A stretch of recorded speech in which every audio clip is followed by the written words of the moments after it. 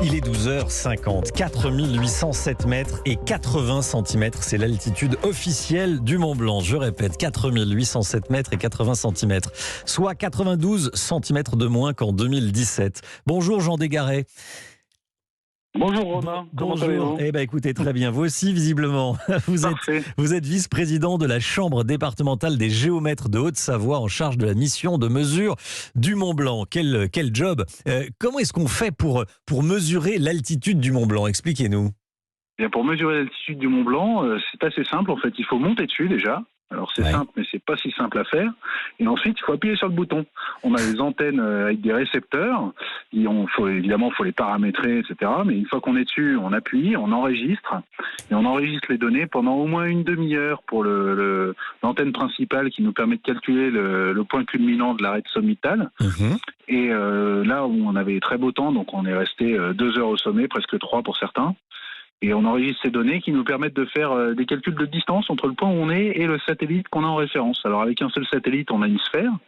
Avec 2 satellites, on a une intersection de sphères, donc on a un cercle. Avec l'intersection de 3 sphères, on a un point, si c'est mathématiquement parfait. Du coup là, on a une espèce de triangle sphérique.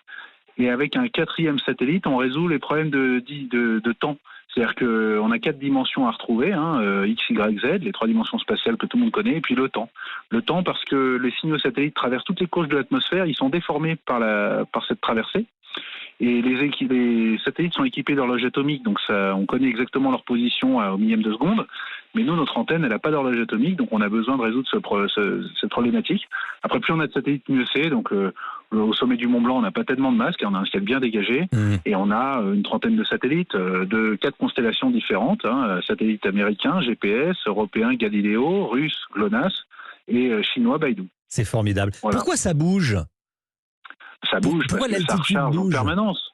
On est au sommet du Mont Blanc, on a 40 mètres de neige et de glace sous le sommet. La roche culmine à 4792 mètres, donc elle n'est pas à l'aplomb du sommet, bien sûr. Si vous faites la différence entre 4810 et 4792, vous verrez que ça fait 18, quoi. Voilà. Et donc le sommet du Mont Blanc, il est sujet aux intempéries. Il neige, ça recharge, ça gèle, ça se transforme en glace, le glacier s'écoule. Sur 20 ans, on a mesuré un déplacement du sommet le long de l'arête sommitale sur une amplitude de 61 mètres. Et on a mesuré un déplacement de l'arête transversalement sur une amplitude de 9 mètres. C'est fou ce que vous êtes en train de nous raconter. Je regarde les gens en régie là qui sont passionnés par ce que vous nous racontez. Et c'est magique. C'est magique, c'est certainement le cas pour tous les auditeurs d'Europe 1. Merci beaucoup Jean Desgaret. Merci d'avoir pris quelques minutes de votre temps pour nous expliquer tout ça.